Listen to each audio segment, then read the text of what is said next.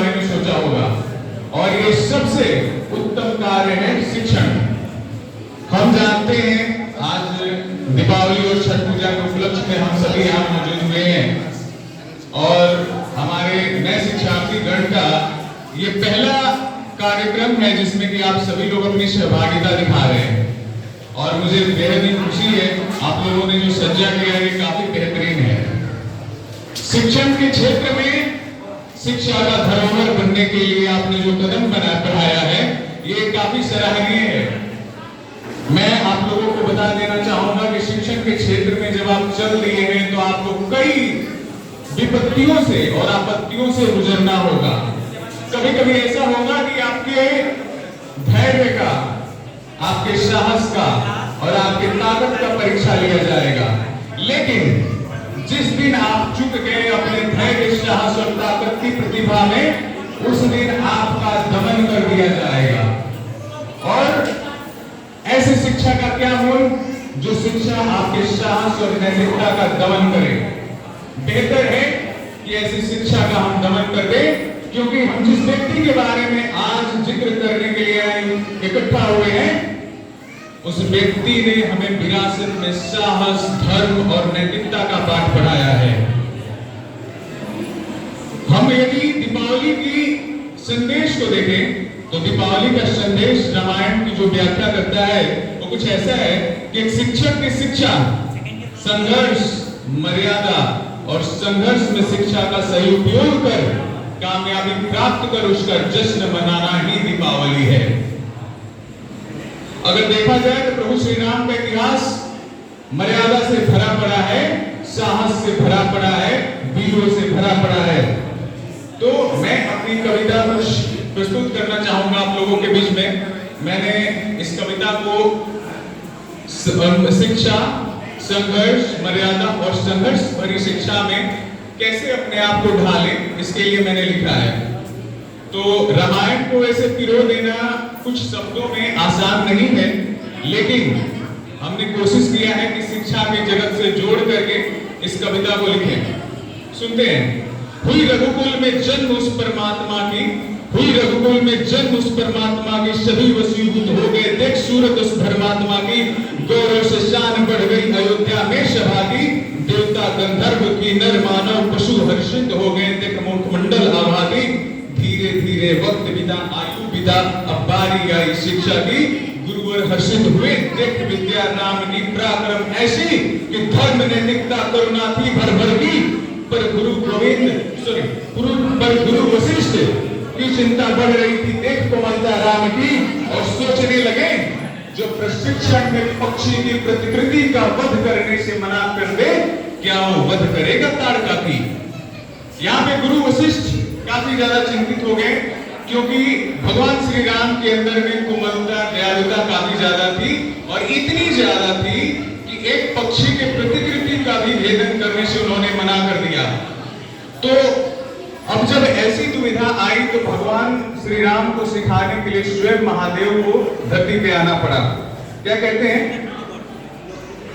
तो जब भगवान शंकर जब धरती पे आए सिखाने के लिए, उन्होंने बताया कि जीवात्म की नियति की शिक्षा देने की जरूरत आप पड़ी श्री राम को, पाकर उत्कृष्ट शिक्षा नर से नारायण की छवि हो गई श्री राम की।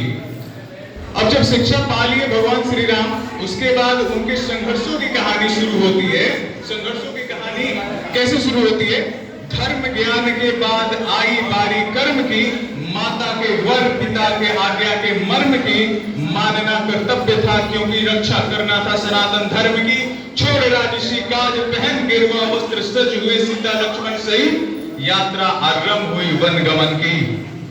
जब वन गमन की यात्रा आरंभ हुई तो जंगल में जाने के बाद भगवान श्री राम ने ना जाने कितने संघर्ष झेले, और संघर्ष करने के बाद जब उन लोगों ने अपना कुटिया बनाया, उसके बाद एक घटना घटती है। कैसे घटना घटती है, सुंदर सा अनोखा विचरण करते हुए दर्शन हुए स्वर्ण मृग के, सुंदर सा अनोखा विचरण करते हुए दर्शन हुए स्वर्ण मृग के, देख उसे लिप्सा और करुणा के आलय सदृश हो गई मां जानकी के मन की, मृग की मृग तृष्णा ऐसी जैसे प्यासे को जरूरत हो जल की, अरे स्थिति प्रबल हो रही थी रावण के छल की।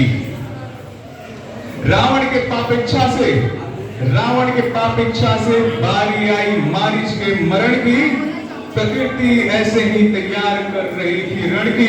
आगे देखते हैं परिणाम क्या होता है सीता हरण की। अब जब सीता हरण हो जाता है तो सीता हरण के बाद क्या होता है, जो संघर्ष दोनों भाई झेलते हैं उसको सुनते हैं। दर दर भटकते दो भाई चुभते कांटे पांव में, दर दर भटकते दो भाई चुभते कांटे पांव में, रोते बिलखते पेड़ों के छांव में। लक्ष्मण चिखते कहां हो सीता माई, राजकुमारों की ऐसी दशा देखकर प्रकृति की आंखें भर आई। जब प्रकृति की आंखें भर आई तो क्या होता है, गिरे आभूषण घायल अवस्था में जटायु, सबने साथ निभाई, पाकर वानर सेना रण को सज हुए दोनों भाई। अब संघर्ष ऐसा चल रहा था कि वानरों की सेना से दोनों भाई तैयार हो चले थे रावण की लंका की ओर। तो क्या कहते हैं कि वानर सेना के संग लंका विजय को चले रघुराई, वानर सेना के संग लंका विजय को चले रघुराई। अरे चंचल मन वाले जीवों के नेतृत्व कर रहे थे नर भाई। लीला ऐसी नारायण की समस्त संसार है भाई, लीला ऐसी नारायण की समस्त संसार है भाई। पहुंच रत्नाकर के तट पर विनम्रता से रास्ता मांग रहे थे बड़े भाई। अब समंदर के यहाँ जाने के बाद जब रास्ता मांग रहे थे तो समंदर ने भी रास्ता देने से इनकार कर दिया। तब क्या हुआ कि फिर तरकस की बाढ़ जब धनुष पर चढ़ी आई, समुद्र देव भी डर के मारे निकले और बोले बस करो हे कृपा गोसाई। ठीक है, अब बात आई मर्यादा की तो भगवान श्री राम ने भी क्षमा किया। हम शिक्षा के क्षेत्र में अपने बच्चों को क्षमा करना सीखते हैं। क्षमाशीलता हमारी सबसे बड़ी खासियत होती है, क्योंकि जब हम क्षमा करते हैं तो हम एक बच्चे के अंदर में एक व्यक्तित्व का जन्म देते हैं। अब बारी आई सेतु निर्माण की, नारी के सम्मान की। हम देखते हैं नारी सम्मान हमारे लिए कितना आवश्यक है, क्योंकि नारी का जिस युग में अपमान हुआ है उस युग का अंत हुआ है। अब बारी आई सेतु निर्माण की, नारी के सम्मान की। अब जो लोग दिनकर को सुनते होंगे वो जरा गौर से सुनिएगा।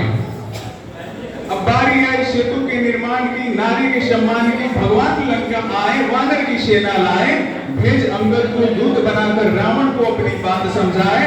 रावण समझ न सका, जानकी को लौटा न सका।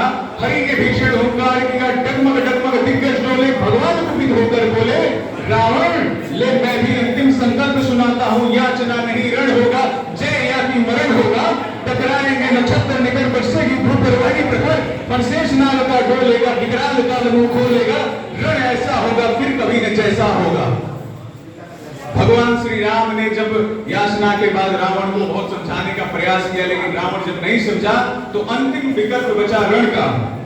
अब क्या होता है परिणाम, विपत्ति आई रावण पर ऐसी, विपत्ति रावण पर आई ऐसी, ना बचा कोई पुत्र ना बचा सगा भाई। अंत हुआ उस बुराई का जिसने सबको दुर्दशा दिखाई। रोशन हुआ संसार अब 14 वर्षों की वनवास भी हुई पराई। रोशन हुआ संसार अब 14 वर्षों की वनवास हुई पराई। अयोध्या रोशन होने आए जब लौटे दोनों भाई। प्रसन्नता का दीपक जलाकर द्वेषता का अंधकार मिटाकर समस्त संसार ने दीपावली मनाई। इसीलिए कहते हैं कि इस यात्रा से हम क्या सीखते हैं, रघुकुल रीत सदा चली आई, प्राण जाए पर वचन न जाए। आप सभी को दीपावली और छठ की हार्दिक शुभकामनाएं।